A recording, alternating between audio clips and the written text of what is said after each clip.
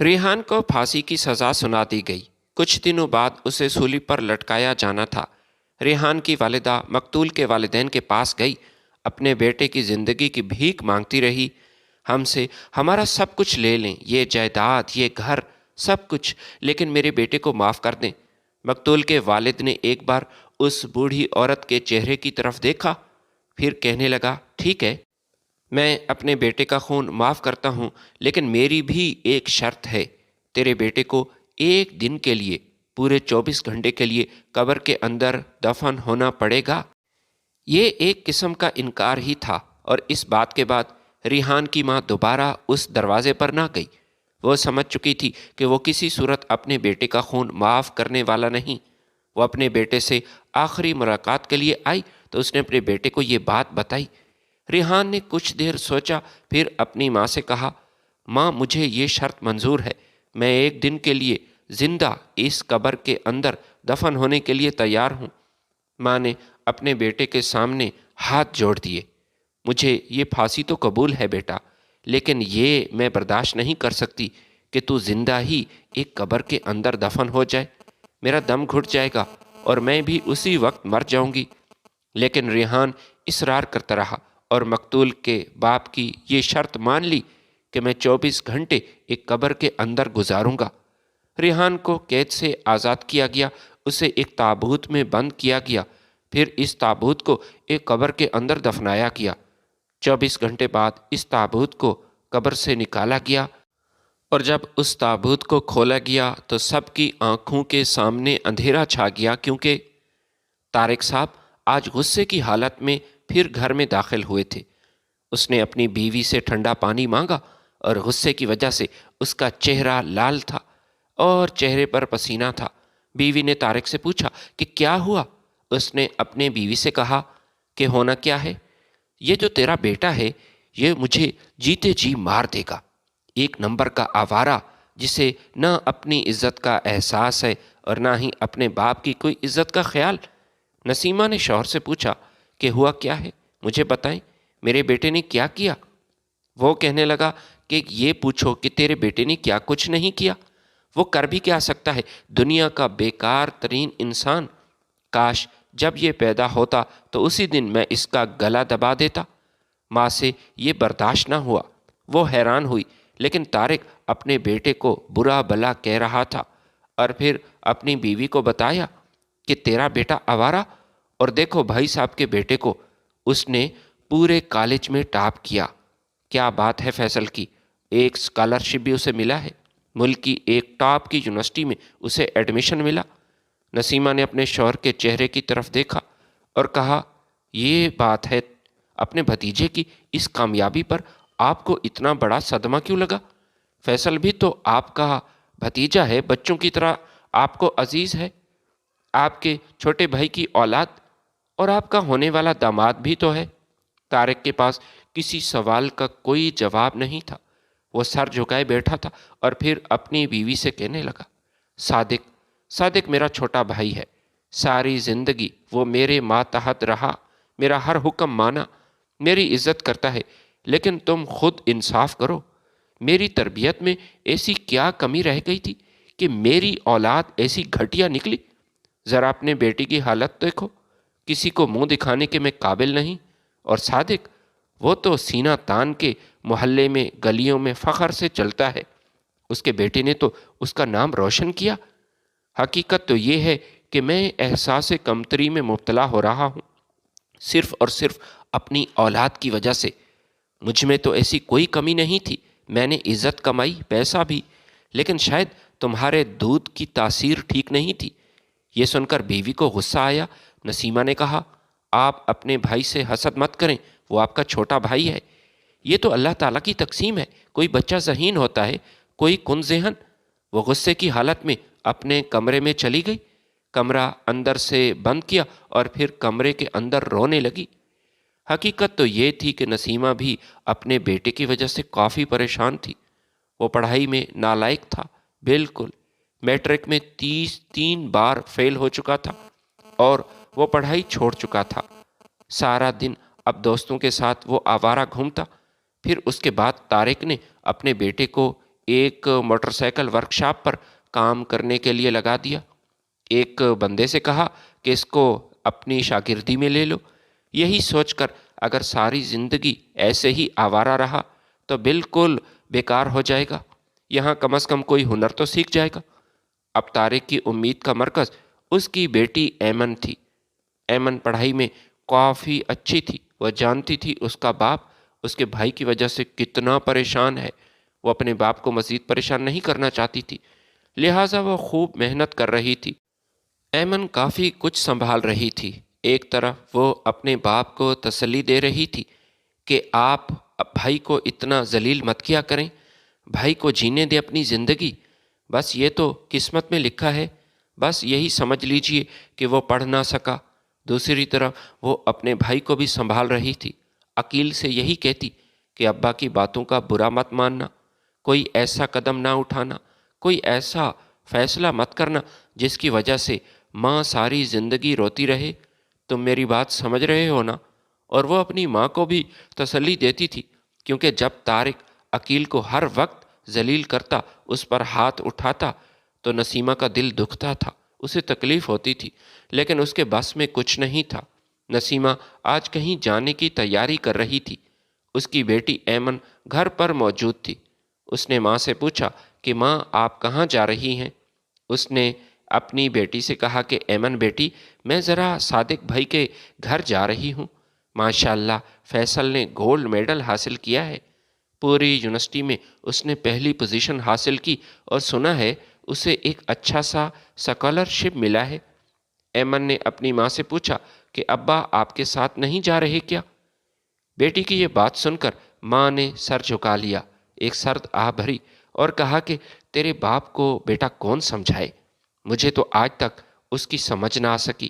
بیٹی تم میری بات پر یقین کرو نہ کرو، لیکن وہ فیصل کی اس کامیابی پر دلی طور پر خوش نہیں، یہ میں جانتی ہوں، میں نے نوٹ کی ہے یہ بات۔ جب جب لڑکے نے ترقی کی، کسی نہ کسی کلاس میں اس نے ٹاپ کیا، تیرے باپ کا موڈ آف ہو جاتا ہے، اور وہ آتے ہی عقیل کی برائیاں شروع کر دیتا ہے، اس کا بلڈ پریشر وہ بھی ہائی ہو جاتا ہے۔ میں نے کئی بار تمہارے باپ کو سمجھایا، لیکن اسے میری کوئی بات سمجھ نہیں آتی۔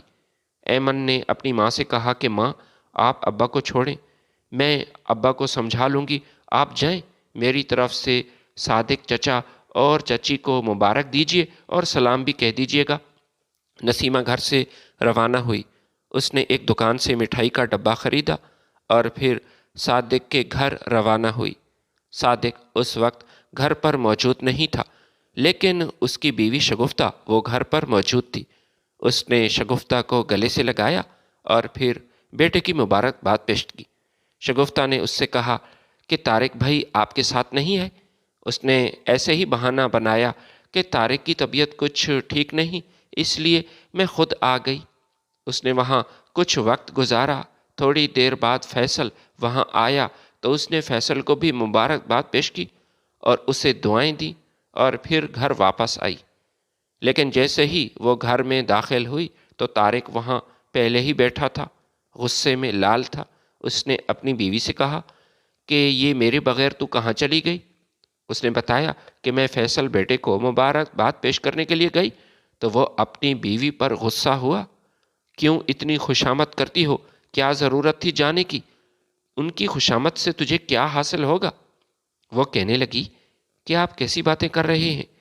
وہ آپ کے بھائی کا بیٹا ہے، بھاڑ میں گیا بھائی اور اس کا بیٹا۔ اپنا بیٹا تو تجھ سے سنبھالا نہیں جاتا اور دوسروں کے بیٹوں کی خوشیوں پر مبارک دینے چلی گئی۔ خبردار آئندہ وہاں جانے کی کوشش مت کرنا۔ اگر ہم بار بار ان کے گھر گئے تو صادق وہ تو غرور میں آ جائے گا، وہ ہمیں کہاں دیکھے گا، وہ تو پہلے ہی اکڑ کر چلتا ہے، اپنے بیٹے کی وجہ سے مغرور ہو گیا ہے۔ یہ سن کر نسیمہ کافی حیران ہوئی، اور ایمن وہ بھی اپنے باپ کو دیکھنے لگی اور کبھی اپنی ماں کی بے بسی کو دیکھ کر حیران تھی، لیکن اب صبر کے علاوہ کوئی چارہ نہیں تھا۔ چند دن گزرے، فیصل نے اپنی ماں کو سامنے بٹھایا اور کہا ماں میں نے آج آپ سے بہت ضروری بات کرنی ہے، ابا کو بتانے سے پہلے یہ بات میں آپ کو بتا رہا ہوں۔ یہ سن کر شگفتہ نے بیٹے سے کہا بیٹا کیا ہوا بتاؤ، میں تمہاری ماں ہوں، कोई परेशानी वाली बात तो नहीं? वो कहने लगा, हाँ माँ, परेशानी वाली बात तो है, क्योंकि मैं अपने ताया से मोहब्बत करता हूँ। जितनी इज़्ज़त मैं अपने बाप की करता हूँ, ताया जान की भी मैंने उतनी ही इज़्ज़त की। लेकिन ये भी हकीकत है कि मैं ऐमन से मोहब्बत नहीं करता। मैं इस बात को तस्लीम करता हूँ वो अच्छी लड़की है, सुलझी हुई लड़की, लेकिन मैं अपनी क्लास फेलो सजल से शादी करना चाहता हूँ। वो भी मुझे पसंद करती है। पिछले 2 साल से मैं ये बात आप लोगों से छुपा रहा हूँ, लेकिन अब मैं मजबूर हूँ, मजबूरन मुझे ये बात बतानी पड़ी है। ज़्यादा अरसा मैं इसे नहीं छुपा सकता था, क्योंकि सजल के घर उसके रिश्ते की बात चल रही है।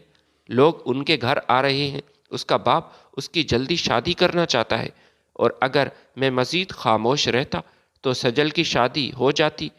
मैं उससे बहुत मोहब्बत करता हूँ माँ। उसकी माँ ने अपने बेटे की आंखें पढ़ ली थीं।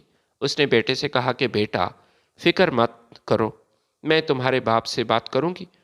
वो सादिक का इंतज़ार करने लगी। वो जानती थी ये मामला इतना आसान नहीं, क्योंकि सादिक वो अपने भाई से बहुत डरता है, लेकिन बेटे की पसंद के बारे में बताना वो भी तो ज़रूरी था। सादिक घर आया तो उसने उससे बात की। सादिक को बताया कि फैसल अपनी एक क्लास फेलो को बहुत पसंद करता है, उसी से शादी करना चाहता है। ख़ानदान भी बहुत बड़ा है। सादिक जो खाना खा रहा था, निवाला उसके हाथ से गिर गया। ये सुनकर उसकी भूख मिट चुकी थी। अपनी बीवी शगुफ्ता से कहा कि शगुफ्ता, तुम जानती हो कि फैसल की ऐमन के साथ मंगनी तय है, और ये काफ़ी पहले से है। शगुफ्ता ने कहा, उस वक्त वो दोनों बच्चे थे और ये मंगनी हमने की थी। हमने क्या उन बच्चों से पूछा था? सादिक, ये बहुत नाइंसाफ़ी होगी, अपने बच्चों पर बहुत बड़ा जुल्म होगा। उनकी रजामंदी के बगैर हमने इतना बड़ा फ़ैसला किया, और हम शादी भी उनकी मर्ज़ी के बगैर कर रहे हैं, जबकि तुम्हारा बेटा किसी और लड़की से शादी करना चाहता है। उसे इस बात का हक है, और मैं उसकी माँ हूँ। मैंने तो उसका चेहरा पढ़ लिया। उसका चेहरा जर्द हो रहा था और वो मजबूर लग रहा था। सादिक ने कहा, ठीक है, मैं भाई साहब से बात करूंगा। वैसे तो मुझ में इतनी हिम्मत नहीं कि मैं भाई साहब का सामना कर सकूं, लेकिन मजबूरी है ये, क्योंकि बेटे की खुशी का मामला है। मैं भाई से ज़रूर बात करूंगा। वो तारिक से मिलने के लिए आया। तारिक उस वक्त अखबार पढ़ रहा था। वो हाथ जोड़कर अपने भाई के सामने खड़ा हो गया और फिर कहने लगा, तारिक भाई, आपसे एक बात करनी है। तारिक ने चश्मा उतारा और सादिक की तरफ देखते हुए कहा, हाँ बोलो, क्या बात है? इतना घबराए हुए क्यों हो? तुम्हें तो खुश होना चाहिए, तेरे बेटे ने कमाल किया। तुम्हारा नाम पूरे ज़िले में मशहूर हुआ। तेरे बेटे के बैनर हर जगह लगे हुए हैं। घबराना तो मुझे चाहिए, मुझ बदनसीब को, जिसकी इतनी गंदी औलाद है, न काम की न काज की, दुश्मन अनाज की। देखो वर्कशॉप पर कैसे रुल रहा है, गंदे कपड़े, गंदा ज़िहन। दिल तो करता है उसे गोली मार दूं। सादिक ये सुनकर परेशान हुआ। वो तो अपने भाई से बात करने आया था, लेकिन भाई के तो तेवर अलग थे। उसने महसूस किया कि उसका भाई आज अपने बेटे की वजह से गुस्से में है, तपा है।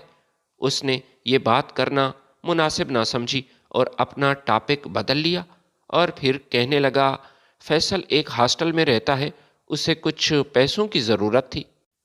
मेरे पास पैसे नहीं थे तो आपसे मांगने के लिए आ गया। तारिक ने खूंखार नज़रों से अपने भाई की तरफ देखा और फिर कहने लगा, अच्छा बोलो कितने पैसे? सादिक ने कहा, 10,000 चाहिए उसे, कुछ फ़ीस भी है और किताबें ख़रीदनी है। उसने कहा, ठीक है, मैं दे दूँगा। आज शाम को मेरा मुलाजिम तुम्हारे घर 10,000 पहुँचा देगा। ये एक हकीकत थी। दोनों भाइयों की 20 एकड़ मुश्तरका ज़मीन थी, जो कि गांव में थी। ये मुश्तरका ज़मीन थी। अभी तक उन्होंने जायदाद का बंटवारा नहीं किया था। हालांकि उनकी औलाद अब जवान हो चुकी थी, और बंटवारा न होने की वजह भी यही थी कि तारिक ये नहीं चाहता था कि ये बंटवारा हो। वो सादिक को थोड़े बहुत पैसे दे देता था, वो भी ज़रूरत के मुताबिक, लेकिन मजबूरी तौर पर सारे पैसे उसी के पास होते थे। वो अपने छोटे भाई को सिर्फ खर्च देता था घर का, और सादिक भी तो अपनी हैसियत को अच्छी तरह जानता था। لہٰذا اس نے بھی اپنے بڑے بھائی طارق سے کبھی ایسا نہیں کہا تھا کہ ہماری اولاد اب جوان ہو چکی ہے، ہمیں اپنی اس جائیداد کا، زمین کا بٹوارا کرنا چاہیے۔ نہ ہی اس کی ہمت تھی کہ وہ بھائی سے اس سلسلے میں بات کر سکتا، لہٰذا وہ خاموش رہا، ہمیشہ کی طرح خاموش رہا۔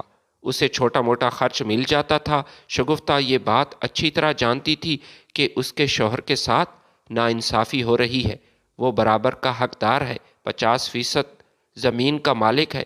زمینوں کی آمدنی کافی زیادہ تھی، لاکھوں روپے اسے ملتے تھے۔ ٹھیکیدار سارے پیسے طارق کے ہتھیلی پہ رکھ دیتا اور طارق صادق کو چھوٹا موٹا خرچ دیتا۔ صادق گھر واپس آیا تو شگفتہ گھبرائی ہوئی تھی۔ اس نے اپنے شوہر سے پوچھا، ہاں بھائی صاحب سے بات کی تو نے؟ اس نے کہا، نہیں، میری ہمت نہیں ہو رہی تھی، بھائی سے میں کیسے بات کرتا، مجھے ڈر لگ رہا تھا، اور اس کا موڈ آف تھا، بیٹے کی وجہ سے وہ پریشان تھا، میری زبان لڑکھڑا گئی۔ بھائی صاحب عقیل کی وجہ سے کافی پریشان تھے اور اس کے چہرے پر غصہ بھی تھا۔ میری ہمت نہ ہوئی، پھر کبھی بات کر لوں گا۔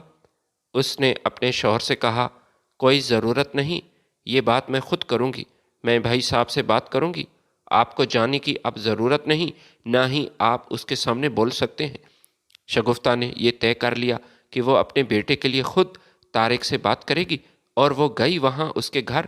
طارق نے اسے دیکھا اور کہا، ہاں بولو، کیوں آئی ہو؟ کل تمہارا شوہر بھی آیا تھا اور آج تم آئی ہو، کچھ نہ کچھ بات ضرور ہے، بتاؤ کیا ہے جو مجھ سے چھپا رہی ہو، بولو کیا بات ہے؟ شگفتہ نے طارق سے کہا کہ بھائی صاحب، بات دراصل یہ ہے کہ صادق آپ کا چھوٹا بھائی ہے، وہ آپ کا بہت احترام کرتا ہے، بات کرنے سے گھبراتا ہے، ڈرتا ہے، اس کی ہمت نہیں تھی یہ بات کرنے کے لیے۔ بات یہ ہے کہ فیصل ہمارا بیٹا اپنی ایک کلاس فیلو کو پسند کرتا ہے، اس لڑکی کا نام سجل ہے اور وہ اسی سے شادی کرنا چاہتا ہے۔ اللہ گواہ ہے، ہم نے کبھی اپنے بیٹے کو یہ نہیں کہا کہ تو ایسا کر، کسی کو پسند کر، نہ ہی ہم یہ چاہتے تھے، ہم تو یہی چاہتے تھے کہ ایمن سے اس کا رشتہ ہو۔ میری تو شروع سے یہی خواہش تھی کہ ایمن ہمارے گھر کی بہو بنے، مجھے ایمن بہت پسند ہے، لیکن یہ بات ہے ہمارے بیٹے کی خوشی کی، اور میں کیسے خاموش رہ سکتی ہوں؟ میں تو اس کی ماں ہوں، میں اس لیے اپنے بیٹے کے لیے یہاں آئی ہوں۔ اس نے شگفتہ سے کہا، اچھا تو یہ بات ہے، دفع ہو جاؤ، اسی وقت میرے گھر سے نکل جاؤ اور اپنے شوہر کو میرے پاس بھیجو، میں اس سے پوچھتا ہوں، ذرا اس کی طبیعت میں ہی سیٹ کروں گا، یہ کیسے وہ رشتہ توڑے گا وہ مجھے بتائے گا۔ اس نے شگفتہ کو خوب ذلیل کیا، حالانکہ اس کی بیوی نسیمہ اپنے شوہر کو منع کر رہی تھی کہ ایسا مت کریں، اسے مت ماریں، مگر اس نے شگفتہ کو مارا اور دھکے دے کر گھر سے نکالا اور کہا کہ جلدی اپنے شوہر کو میرے پاس بلاؤ، ورنہ میں تم لوگوں کو برباد کر دوں گا۔ یہ دھمکی بھی اس نے شگفتہ کو دی۔ بیچاری شگفتہ روتی ہوئی گھر واپس آئی، اس کے بال بکھرے ہوئے تھے اور اس نے اپنے شوہر کو بتایا کہ بھائی صاحب نے میرے ساتھ ٹھیک نہیں کیا، اس نے میرے ساتھ بہت برا سلوک کیا، مجھے مارا اور دھکے دیے۔ صادق بھی اپنے بھائی سے ڈرتا تھا، اس کا احترام کرتا تھا، لیکن یہ بات اسے برداشت نہ ہوئی اور وہ فوراً طارق بھائی کے گھر روانہ ہوا اور پھر اس سے کہنے لگا، آپ کو ایسا نہیں کرنا چاہیے تھا، وہ میری عزت ہے، میرے بیٹی کی ماں ہے، آپ نے ایسا کیوں کیا؟ اسے ذلیل کیا، بے عزت کیا۔ میں آپ کا بہت احترام کرتا ہوں، دل سے آپ کی عزت کرتا ہوں، لیکن آج آپ نے ساری حدیں پار کی۔ طارق نے کہا، اچھا تو تیرے منہ میں اب زبان ہے، مجھے آج پتہ چلا، ٹھیک ہے، مجھے بھی تم لوگوں سے رشتہ داری کی کوئی ضرورت نہیں، تو بھی دفع ہو جا یہاں سے، اس گھر سے، اور دوبارہ اس گھر میں قدم مت رکھنا۔ صادق روتا ہوا وہ بھی واپس آیا۔ شگفتہ نے کہا، اگر یہاں تک بات پہنچ چکی ہے تو اپنے بھائی سے آج آپ کو بات کرنا پڑے گی، وہ ہم سے کافی عرصے سے ناانصافی کر رہے ہیں، جائیداد کا بٹوارا اب ضروری ہے، پچھلے کئی سالوں سے وہ سارا خرچ اپنے پاس رکھتے ہیں، تمہیں صرف راشن کا خرچ ملتا ہے، یا پھر فیصل کی پڑھائی پر جو تھوڑا بہت خرچ ہوا وہی ملا تمہیں، باقی پیسے تو وہ خود اپنے پاس رکھتا ہے، یہ کہاں کا انصاف ہے؟ صادق نے اپنی بیوی سے کہا، میں یہ بات تسلیم کرتا ہوں، بھائی مجھ سے ناراض ہے اور میں نے بھی بھائی کو آج سنائی، اس نے مجھے بھی ذلیل کر کے نکالا، لیکن میں ایسا نہیں کر سکتا۔ حالات ایسے نہیں ہیں کہ میں بھائی سے جائیداد کے بٹوارے کی بات کروں۔ تم صبر کرو، تمہیں صبر کرنا پڑے گا۔ ہم نے اپنے بیٹے کی خوشی میں یہ قدم اٹھایا۔ میں یہی چاہتا ہوں کہ میری بہو ایمن ہو، لیکن افسوس ایسا ممکن نہیں۔ فیصل، وہ پچھلے کئی سالوں سے ایک بات اپنے دل میں چھپائے بیٹھا تھا۔ کاش وہ شروع سے ہی ہمیں بتا دیتا، اتنی دیر مت کرتا۔ فیصل اس وقت اپنے دوست ریحان کے ساتھ ہاسٹل میں بیٹھا تھا۔ ریحان اس کا روم میٹ تھا۔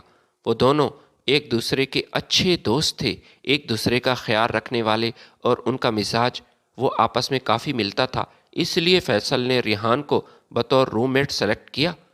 اس کی ماں نے اسے فون کیا اور فیصل کو بتایا کہ ہم آج طارق بھائی سے بات کرنے کے لیے گئے تھے۔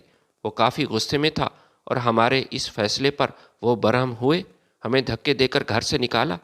لیکن بیٹا، تم فکر مت کرو، تمہیں تمہاری محبت ضرور ملے گی، فیصلہ تمہاری مرضی سے ہوگا۔ فیصل کو جب یہ پتہ چلا کہ اس کا تایا جان اس سے ناراض ہے تو اس نے خود اپنے تایا کو منانے کی کوشش کی۔ ریحان نے اس سے پوچھا کہ اس وقت کہاں جا رہے ہو، خیریت تو ہے؟ فیصل نے ریحان کو بتایا کہ یار، تایا جان کو منانے کے لیے جا رہا ہوں، دعا کرو وہ مان جائے۔ کل کو اگر میری شادی ہوئی، اور یہ بات میں کیسے برداشت کر سکتا ہوں کہ میرا تایا جان، میرا پیارا تایا، وہ اس شادی میں شرکت نہ کرے، اس کی فیملی وہاں نہ آئے۔ لہٰذا میں اس سے معافی مانگوں گا اور اس کے پیروں میں گر جاؤں گا۔ مجھے اس بات کی امید ہے کہ میرا تایا وہ مجھے معاف کر دے گا۔ وہ میرا تایا ہے، وہ کب تک مجھ سے ناراض رہ سکتا ہے؟ وہ وہاں سے نکلا، سیدھا تایا جان کے گھر گیا۔ گھر کے دروازے پر دستک دی۔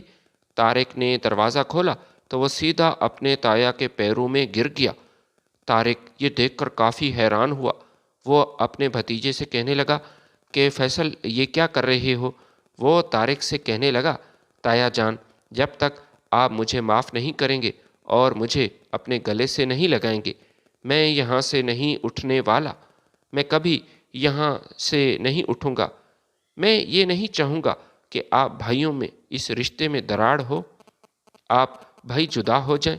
جتنی محبت میں اپنے باپ سے کرتا ہوں، اس سے کہیں زیادہ آپ سے بھی مجھے محبت ہے۔ پھر اس نے جیب سے اپنا ایک رومال نکالا اور اس رومال سے تایا جان کے جوتے صاف کرنے لگا، اور اس کی آنکھوں سے آنسو وہ بھی تایا کے پیروں پر گر رہے تھے۔ اسے اپنے پیر گیلے محسوس ہوئے اور وہ سمجھ چکا تھا کہ فیصل جو اس کے قدموں میں ہے وہ رو رہا ہے۔ اس کا دل نرم ہو گیا۔ اس نے فیصل کو اپنے پیروں سے اٹھایا اور پھر گلے سے لگایا اور کہنے لگا، ٹھیک ہے، ٹھیک ہے بیٹا، مجھے زیادہ ایموشنل کرنے کی ضرورت نہیں، ورنہ میں بھی رونے لگوں گا۔ میں تمہاری شادی میں ضرور آؤں گا، اور یہ میری بیوی اور بیٹی، یہ سب آئیں گے، میں تم سے ناراض نہیں، لیکن ساری ارینجمنٹ میں خود کروں گا۔ شادی ہال کی بکنگ، ولیمے کے دن کون سی ڈش بنے گی، اور شادی کارڈ کیسے ڈیزائن کے ہوں گے، کتنے ہوں گے، یہ سب میں طے کروں گا۔ فیصل نے اپنے آنسو صاف کیے اور پھر تایا سے کہنے لگا، تایا جان، آپ ہماری جان ہیں، پہلے ہی آپ اس خاندان کے وارث اور مالک ہیں۔ اس نے روتے ہوئے اپنے تایا کو گلے سے لگایا۔ فیصل کے دل کا بوجھ کافی ہلکا ہو چکا تھا۔ ایمن کمرے میں بیٹھی رو رہی تھی۔ وہ فیصل کے سامنے نہ آ سکی، اس کی ہمت نہیں تھی۔ وہ بھی چاہتی تھی فیصل کو، اس کا دل ٹوٹا تھا، لیکن اس نے صبر کر لیا۔ فیصل گھر گیا، اپنے والدین کو بتایا کہ میں نے تایا کو راضی کر لیا۔ یہ جان کر شگفتہ صادق کافی خوش ہوئے۔ اگلے مہینے کی 12 تاریخ کو اس کی شادی تھی، سجل کے ساتھ۔ دونوں خاندان بہت خوش تھے۔ وہ ہاسٹل واپس آیا۔ وہ کافی خوش تھا۔ اپنے دوست ریحان کو اس نے بتایا کہ میں نے تم سے کہا تھا نا کہ تایا جان زیادہ عرصہ مجھ سے ناراض نہیں رہ سکتے، وہ مجھ سے بہت محبت کرتے ہیں۔ دیکھو، میرے تایا نے مجھے گلے سے لگایا اور مجھ سے راضی ہو گیا۔ یہ سن کر ریحان بھی کافی خوش ہوا۔ شادی کے دن قریب آ رہے تھے، 1 ہفتہ باقی تھا، لیکن پتہ نہیں اس خوشی کو کس کی نظر لگی۔ ریحان اور فیصل دونوں اپنے کمرے میں موجود تھے۔ وہ ہاسٹل میں تھے۔ رات کے 11:30 بج چکے تھے۔ ہاسٹل کے چوکیدار نے ان کے کمرے کے دروازے پر دستک دی۔ ریحان نے دروازہ کھولا تو اس نے ریحان سے کہا، تمہارے باپ کی طبیعت خراب ہے، وہ اس وقت ہسپتال میں ہے، کوئی تمہیں لینے آیا ہے، شاید یہ کلینک سے ہی آیا ہے کوئی شخص۔ یہ سن کر ریحان کافی پریشان ہوا۔ ہاسٹل کے گیٹ پر پہنچا تو وہاں پر ایک انجان شخص کھڑا تھا، جس نے کہا کہ میں ہسپتال کی طرف سے آیا ہوں، مجھے ڈاکٹر نے بھیجا ہے، آپ کا باپ وہاں ایڈمٹ ہے، اس کی طبیعت کافی خراب ہے۔ یہ سن کر وہ بھوکلا گیا، اسے کچھ سمجھ نہ آیا اور تصدیق کرنے کے لیے اس نے اپنے گھر فون تک نہ کیا۔ وہ اس انجان شخص کے پیچھے موٹر سائیکل پر بیٹھ گیا، بالکل پریشان تھا، اور ہسپتال کے دروازے پر وہ انجان شخص اسے چھوڑ کر گیا۔ اس نے ریحان کو اتارا اور پھر وہاں سے اپنا بائک بھگا دیا۔ ریحان کو کچھ سمجھ نہیں آ رہا تھا کہ یہ کون تھا، اور ہسپتال کا اس نے کمرہ تک نہ بتایا کہ اس کا باپ کون سے کمرے میں ہے۔ وہ ہسپتال کے اندر چلا گیا، ہر ایک سے پوچھ رہا تھا کہ یہاں ایک بزرگ شفیق احمد نامی کوئی مریض کیا موجود ہے۔ تمام لوگوں نے جو ہسپتال پہ موجود تھے انہوں نے کہا کہ نہیں، اس پورے ہسپتال میں شفیق نامی کوئی مریض کی انٹری نہیں ہوئی ہے، اور نہ ہی اسے یہاں لایا گیا۔ وہ کافی پریشان ہوا، جلدی سے اس نے گھر میں فون کیا، اپنے باپ کے نمبر پر فون ملایا تو آگے سے کوئی بھی فون نہیں اٹھا رہا تھا۔ وہ پہلے سے زیادہ پریشان ہوا۔ وہ گھر پہنچا، اس کا باپ نیند میں تھا، سو رہا تھا، موبائل بھی سائلنٹ پر تھا۔ اچانک ریحان کو اس کی ماں نے دیکھا تو کہا، بیٹا اس وقت خیریت تو ہے؟ ریحان نے اپنی ماں کو بتایا کہ میرے ساتھ پتہ نہیں کیوں کسی نے ایسا مذاق کیا، اتنا گھنونا مذاق۔ اس شخص نے مجھے بتایا کہ تیرا باپ فلاں ہسپتال میں ہے، اور پھر گیٹ پر مجھے چھوڑ کر وہاں سے رفو چکر ہو گیا۔ ریحان کی والدہ یہ سن کر پریشان ہوئی۔ اس نے کہا، اللہ بیڑا غرق کرے ایسے لوگوں کا، ایسے گھٹیا لوگ جو کسی کا سکون خراب کر کے پتہ نہیں انہیں کیا ملتا ہے۔ تمہیں فکر مند ہونے کی ضرورت نہیں، تیرے باپ کو کچھ نہیں ہوا، اور یہ تو بیچارہ سو رہا ہے۔ اس نے اپنے والد کو نیند سے جگانا مناسب نہ سمجھا، اپنے باپ کے پیروں کا بوسہ لیا اور چپ چاپ وہاں سے واپس ہاسٹل گیا۔ لیکن وہاں ایک قیامت پہلے ہی اس کا انتظار کر رہی تھی۔ وہ کمرے میں داخل ہوا تو دیکھ کر اس کی آنکھیں باہر آ گئی۔ فیصل اپنے بیڈ پر دراز تھا، اور ساتھ ہی ایک لوہے کا راڈ وہ بھی پڑا تھا۔ اس نے وہ راڈ اٹھایا، غور سے دیکھا تو اس پر خون کے دھبے تھے۔ فیصل کا جسم ٹھنڈا ہو چکا تھا۔ سر پر غور کیا تو تکیے سے تھوڑا سا خون لگا تھا، اس کے سر پر لوہے کے راڈ سے وار کیا گیا تھا۔ اس نے ایک چیخ بلند کی۔ اس کی چیخیں سن کر پورا ہاسٹل وہاں ان کے کمرے میں جمع ہو گیا۔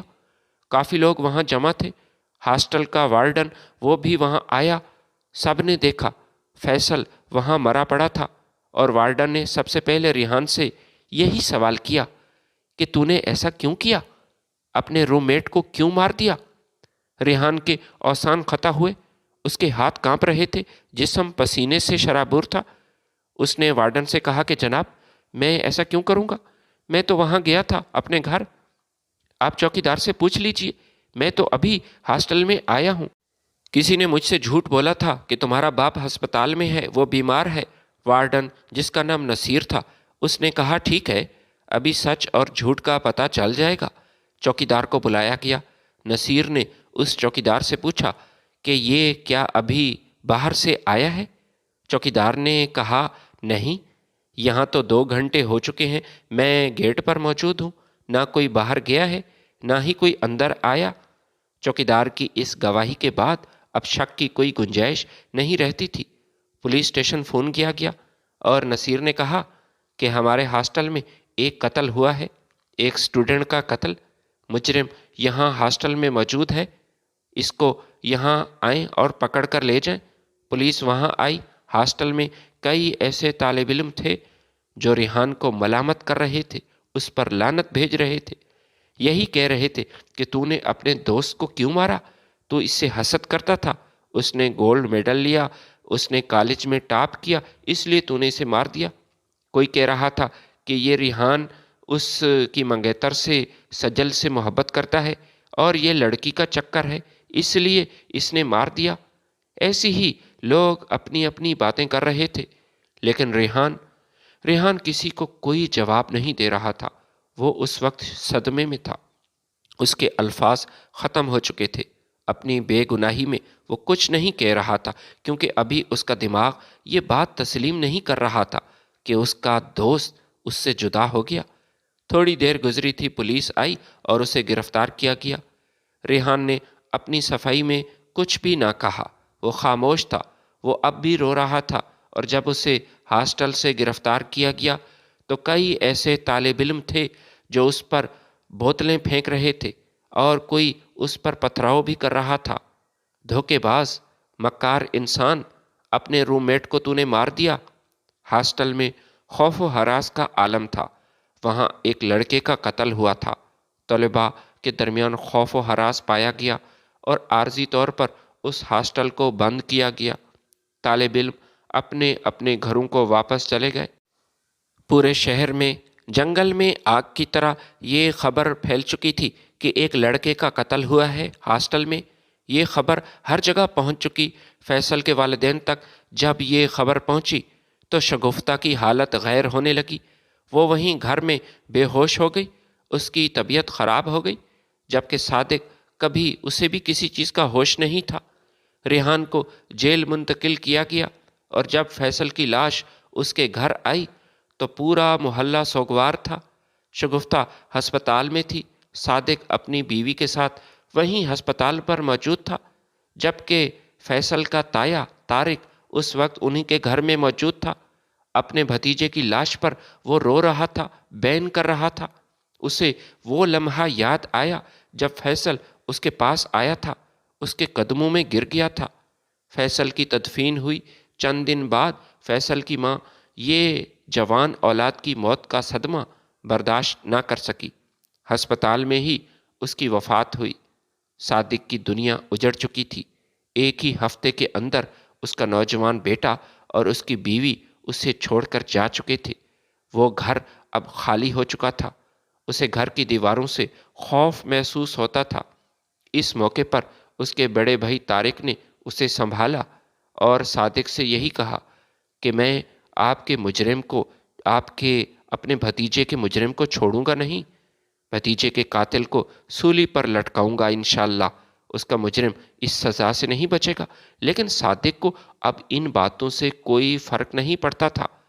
وہ تو اب ایک زندہ لاش بن چکا تھا، کیونکہ اس کا بیٹا اب واپس نہیں آ سکتا تھا۔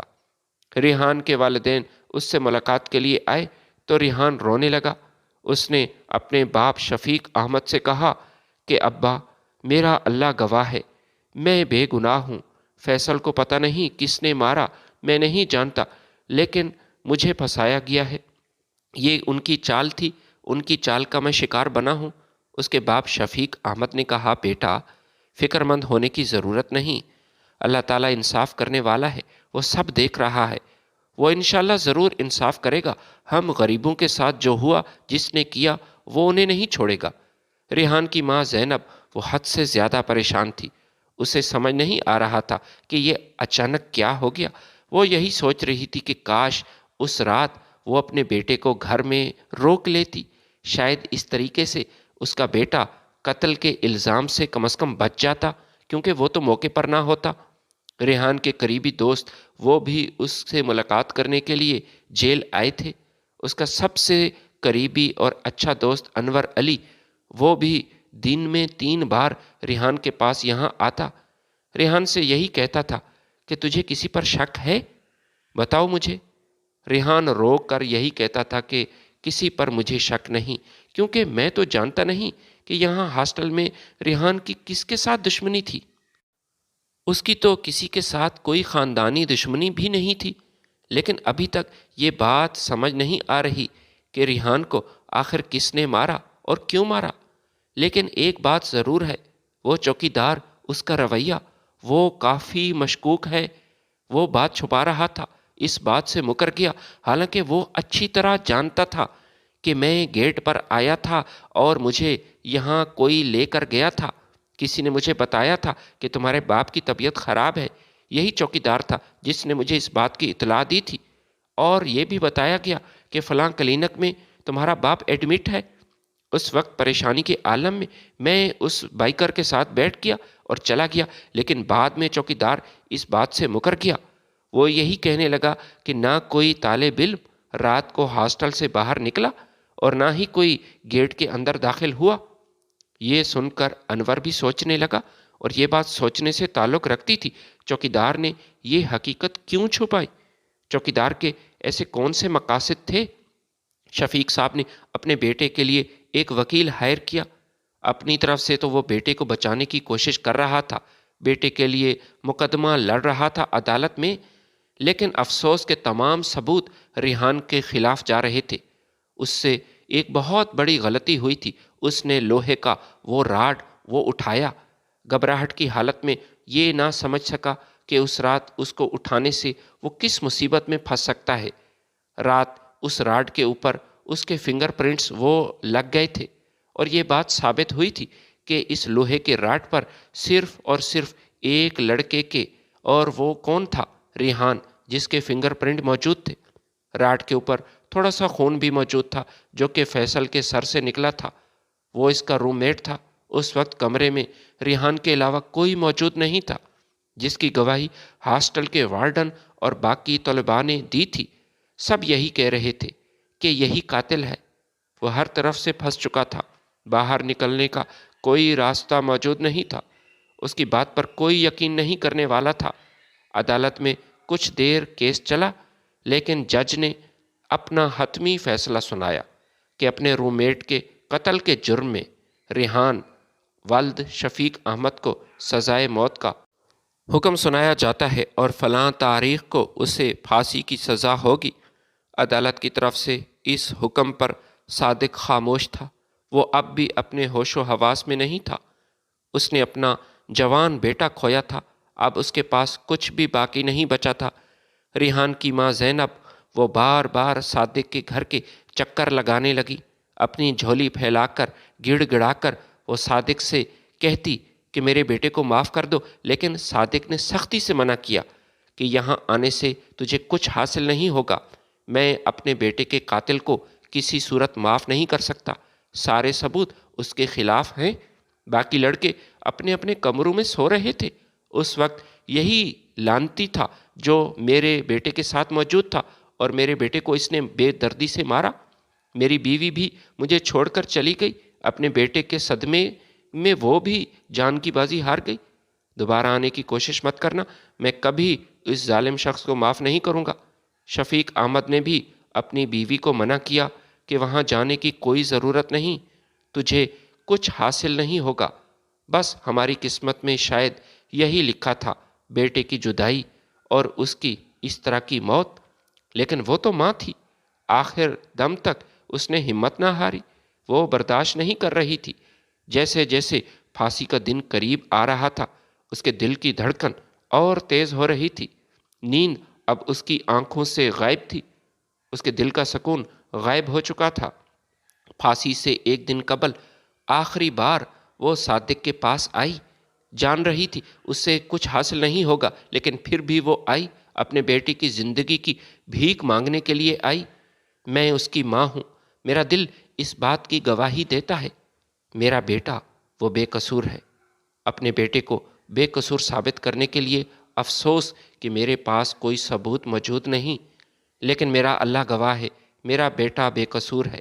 میں نے اس کی آنکھوں میں دیکھا ہے، وہ ایسا نہیں کر سکتا۔ صادق اب تنگ آ چکا تھا اس بڑھیا سے۔ صادق نے کہا ٹھیک ہے، میں نے تیرے بیٹے کو معاف کیا، لیکن ایک شرط ہے۔ وہ سوچنے لگی اور پھر پوچھا کون سی شرط؟ اس نے کہا تیرے بیٹے کو پورا ایک دن قبر کے اندر گزارنا پڑے گا، جس طرح میرا بیٹا پچھلے کئی مہینوں سے مٹی تلے دفن ہے، اسے بھی دفن ہونا پڑے گا، وہ بھی زندہ۔ زینب سمجھ چکی تھی کہ اسے جواب مل چکا ہے، یہ ایک قسم کا انکار ہی تھا۔ وہ مایوس ہو کر واپس آئی، اپنے بیٹے سے آخری ملاقات کی۔ ریحان نے اپنی ماں سے کہا ماں، صادق کے پاس آپ گئی تھیں؟ صادق انکل کیا کہتے ہیں؟ زینب نے بیٹے سے کہا کہ بیٹا وہ معاف نہیں کر رہا، یہی کہہ رہا ہے کہ تیرے بیٹے کو تب معاف کروں گا جب وہ ایک دن کے لیے، پورے 24 گھنٹے کے لیے قبر کے اندر زندہ دفن ہوگا۔ ریحان نے تھوڑی دیر سوچا، پھر اپنی ماں سے کہنے لگا، ماں یہ شرط مجھے منظور ہے۔ زینب رونے لگی، بیٹا کیسی باتیں کر رہے ہو؟ کیا تم ہوش میں ہو؟ میں ایک ماں ہوں، میں یہ تو برداشت کر لوں گی کہ تو سولی چڑھ گیا، لیکن جیتے جی مٹی تلے دفن ہونا مجھ سے یہ برداشت نہیں ہوگا، میرا تو دم گھٹ جائے گا۔ لیکن ریحان کے دماغ میں کچھ اور چل رہا تھا۔ اس کا باپ بھی وہاں آ چکا تھا۔ اس نے کہا کہ مجھے صادق صاحب کی یہ شرط منظور ہے، آپ اس سے بات کریں۔ بیٹے کے اصرار پر وہ صادق کے پاس گئے اور کہا، ٹھیک ہے، ہمارا بیٹا زندہ دفن ہونے کے لیے تیار ہے، وہ بھی پورے 24 گھنٹے کے لیے۔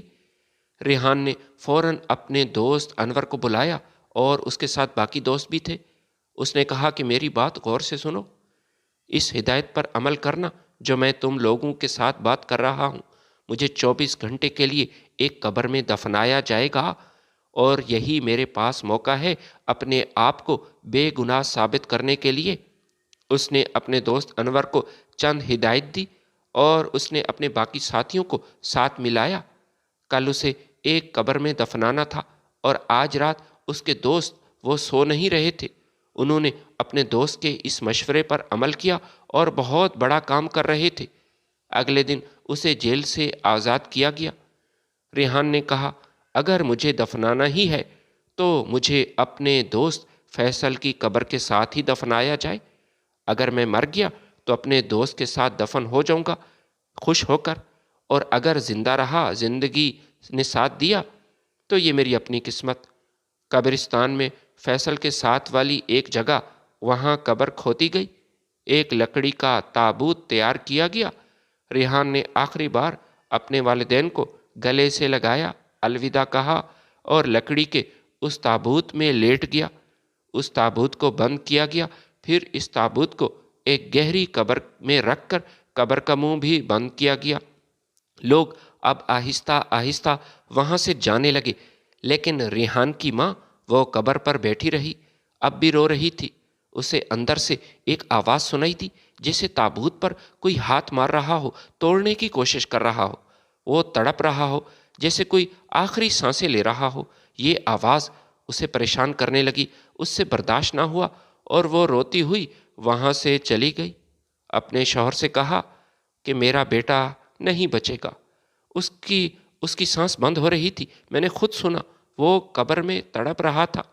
پتہ نہیں میرے بیٹے نے کیا سوچ کر یہ شرط قبول کی۔ 24 گھنٹے گزر چکے تھے، جلدی سے اب اس قبر کو کھودا گیا تو لوگوں کو اپنی آنکھوں پر یقین نہ آیا۔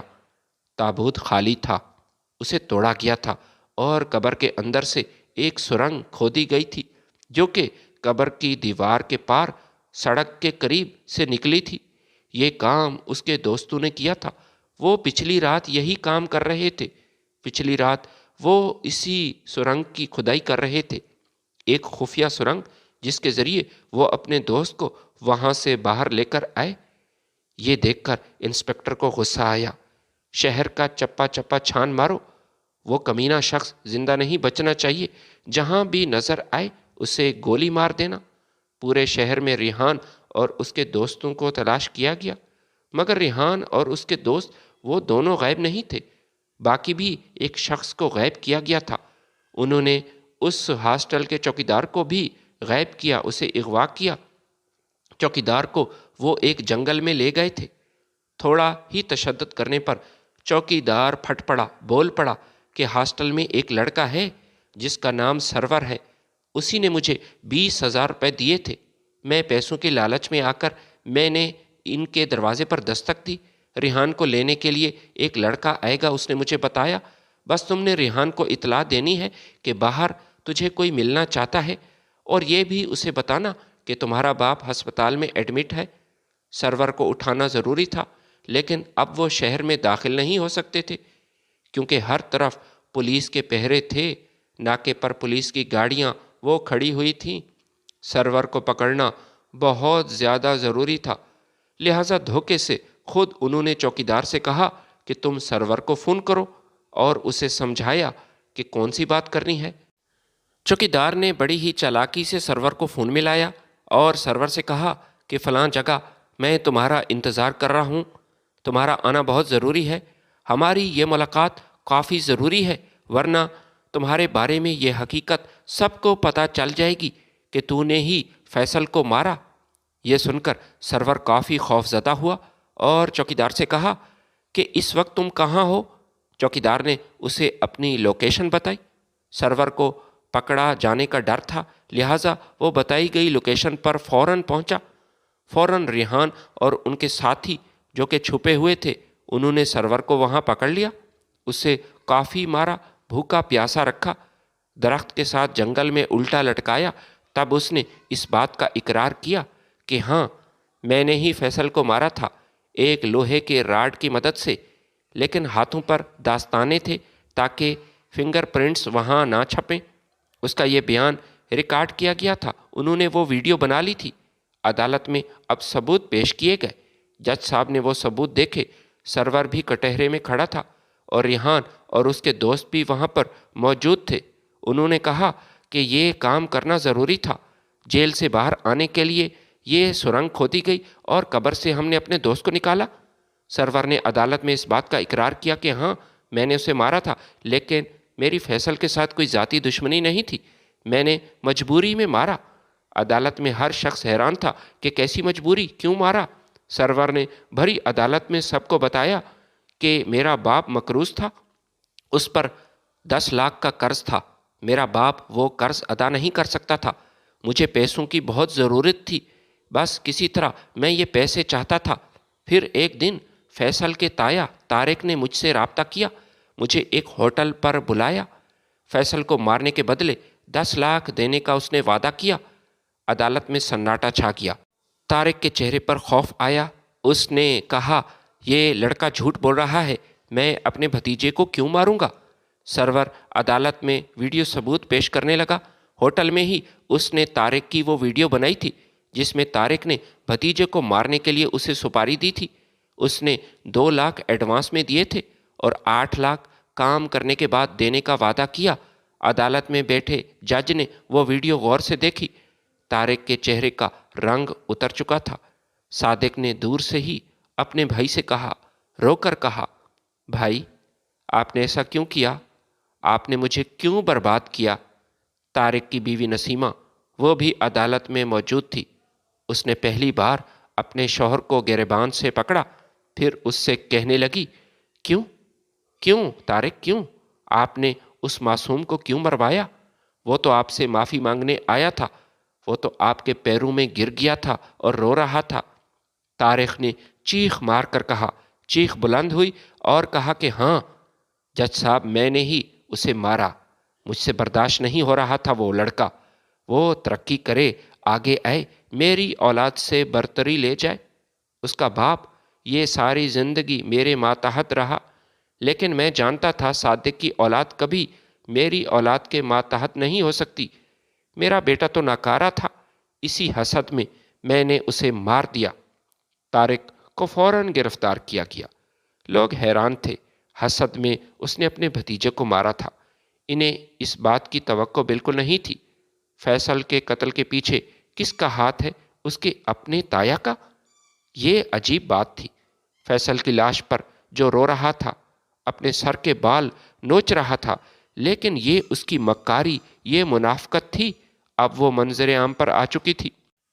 فیصل کے حقیقی مجرم اب پکڑے جا چکے تھے، اب وہ جیل کی سلاخوں کے پیچھے تھے۔ طارق، اسے عمر قید کی سزا ہو گئی۔ اس کی اولاد اس سے ملاقات کرنے کے لیے نہ آئی، نہ ہی اس کی بیوی وہاں آئی، سب نے اس سے تعلق ختم کر دیا۔ طارق کو عمر قید کی سزا سنا دی گئی۔ حوالدار نے بتایا کہ وہ جیل کی سلاخوں کے ساتھ اپنا سر مارتا ہے، وہ پچھتاوے میں مر رہا ہے، پچھتاوے میں خود کو زخمی کر رہا ہے۔ ویڈیو اگر پسند آئی تو لائک اور شیئر ضرور کیجیے گا۔ اللہ حافظ۔